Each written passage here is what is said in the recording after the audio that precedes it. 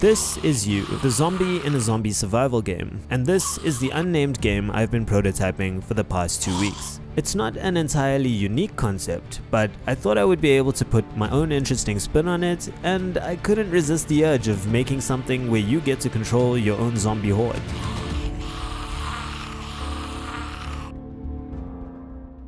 To start the prototyping phase, I wanted to see what it would feel like to control a zombie character.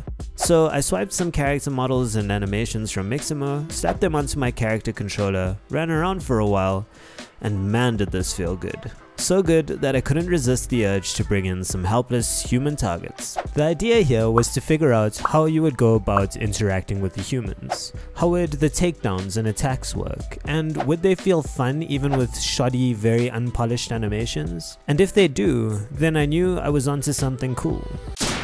And I knew this because I spent an unnatural amount of time, playtesting. The AI I made for the human would activate a falling over animation when they were attacked. And if after a certain amount of time they had not yet been bitten, they would get up and try to run away.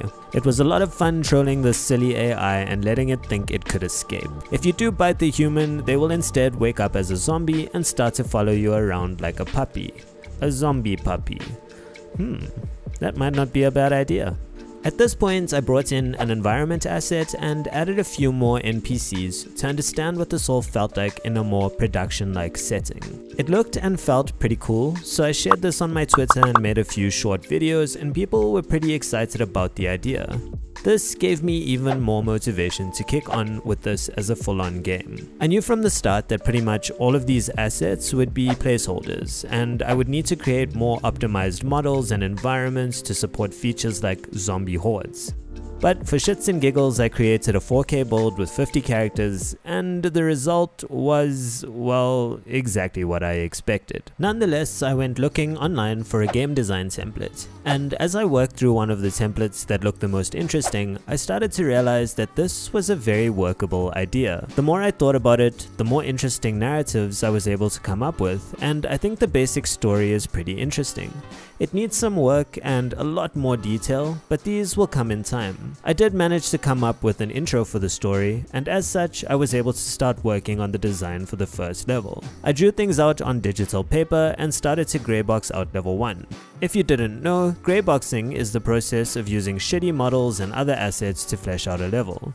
This lets you quickly iterate through your ideas and get an in-game feel for whether or not they would actually work, without having to spend the insane amount of time required to create the art for the entire level. When grayboxing, it is still necessary to think things through properly though. The houses, for example, are assets that I will need to create a modular kit for, so that I can use the same set of pieces to create variation in the environment of this suburban area. Deciding on a consistent scale and set of dimensions is important here, because when the time comes to replace these crappy assets with new ones, they should just fit without messing with the scale of the level.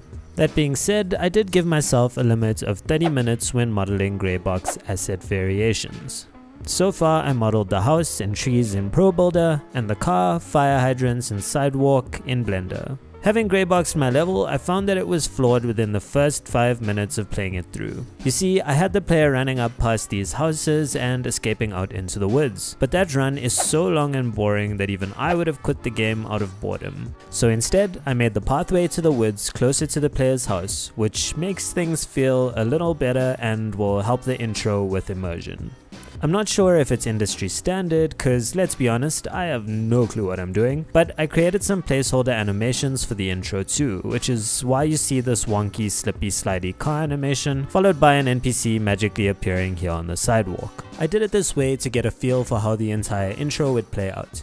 To be honest, this goes against how I like doing things, because pretty graphics and animations is what really gets my gears turning. But I refuse to fall into the trap of spending hours and hours on graphics and animations that I end up never using. I have been trying to post a short clip of my progress every day, both to keep me honest and to keep all those interested in the loop with regards to my progress. I have tons of ideas around abilities and how the progression of the game will go, so I hope you'll hit that subscribe button and let me know what you think of my progress so far in the comments, and of course to come along for the journey.